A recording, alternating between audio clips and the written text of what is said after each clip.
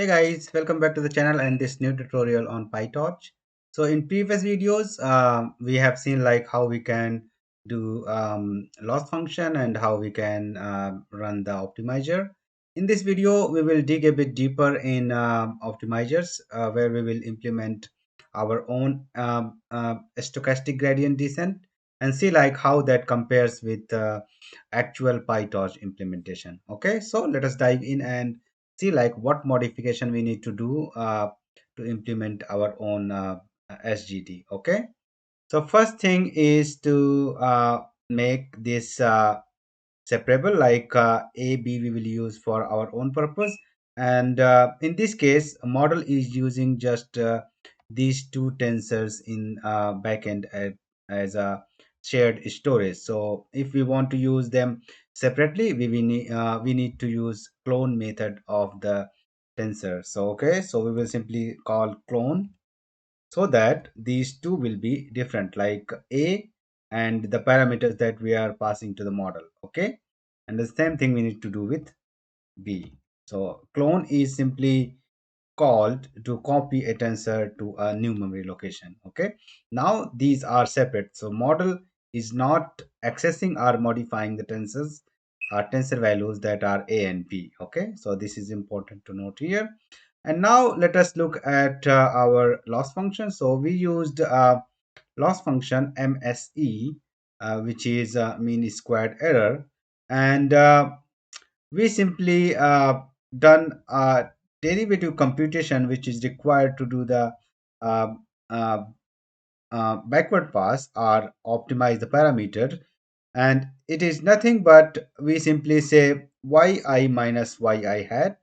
So yi hat is nothing but the prediction, and yi is the true labels. We subtract them and compute the mean of it and then multiply it by minus 2. Okay, and in case of B, when we compute the derivative, we get like xi is multiplied with yi minus yi hat, which is nothing but the difference between, and then we simply compute the mean and then multiply with minus 2.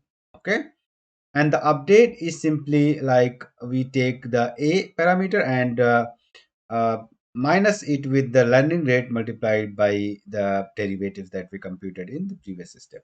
Okay, so this is what we will implement and see like how they compare with the actual implementation of PyTorch. Okay, so let us dive in and implement it.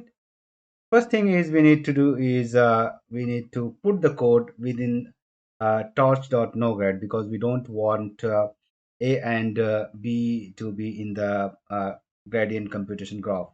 It won't make a difference in this case because it is kind of very simple and they are kind of very much segregated. There is no overlap in the computation. Okay, and if we don't want to use, we can simply call deattach, and it will simply remove this required grade is equal to from the tensors, and we will keep it simple and we will simply use with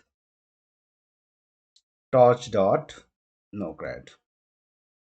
Okay, and in this context we will implement the code for updating A and B. Okay, so first thing we need to do is we need to compute y hat or y predicted manually. So let us say y predicted and let us call it man.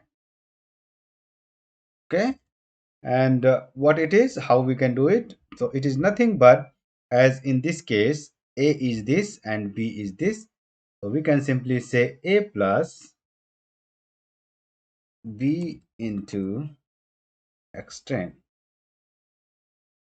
Okay, and now this is our prediction, and now we can compute the error. Okay, error is nothing but, if we look at the MSC loss here, it is nothing but yi minus yi square and just the mean. So we will compute this yi minus y hat so that we can use the same thing here in the derivative. Okay, so it is simply like a little smart way of doing it. So what we will call it, we will call it error is equal to y train minus y predicted manually. Okay, and now we can say loss is equal to, so what we need to do is we simply need to do error to the power 2. So this is like we did this part and then we simply run mean on it. Okay, that will do 1 minus n I is equal 1 to n. Okay, so let us do that.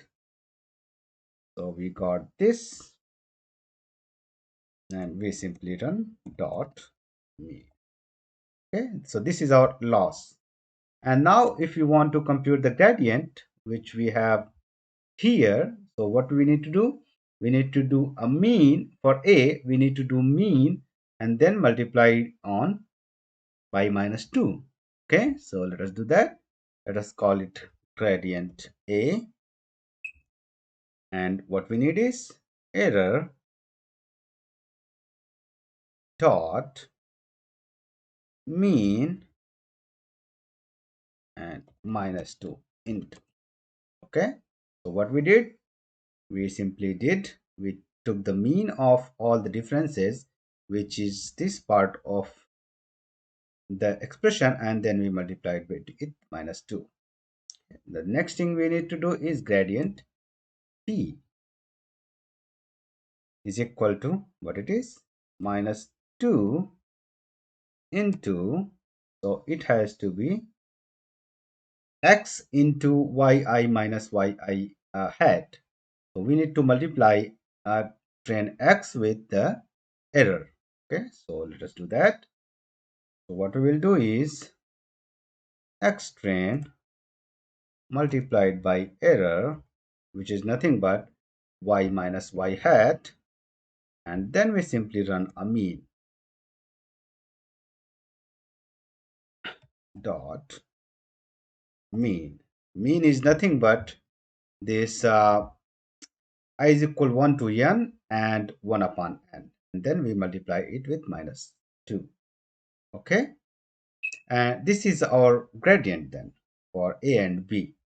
Okay, now to update it, what we will simply do is we will simply a is equal to a minus lr into derivatives, which is nothing but gradient a, and we will simply say b is equal to b minus lr into gradient b.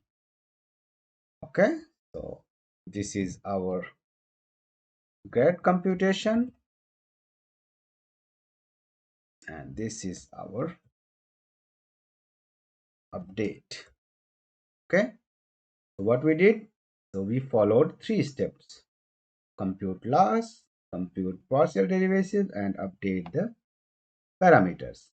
So we have this loop that will do this repetition part. Okay, and let us now print these so that we can compare if they are the same as we are getting from Pytorch. Okay, so we can simply say print y predicted manually, and then we can also say here print a, print gradient a,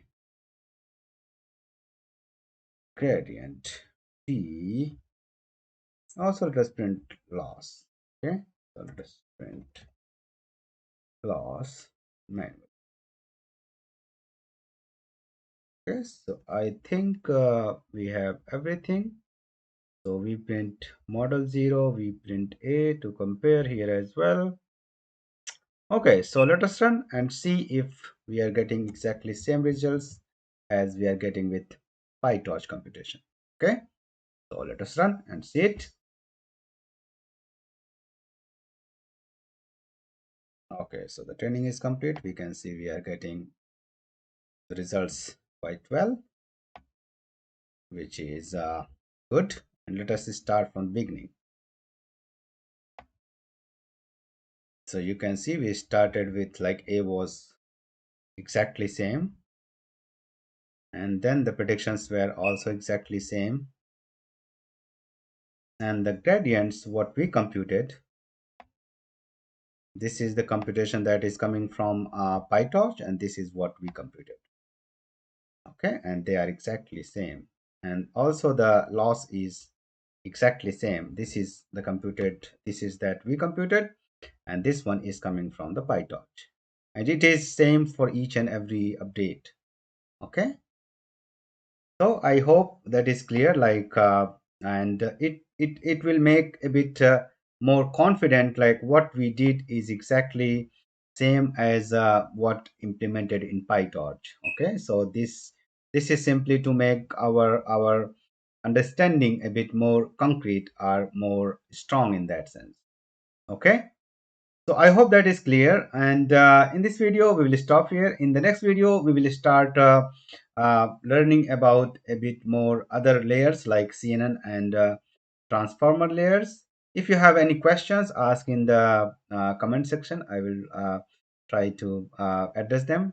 So thanks for watching. Bye for now. Take care. See you in the next.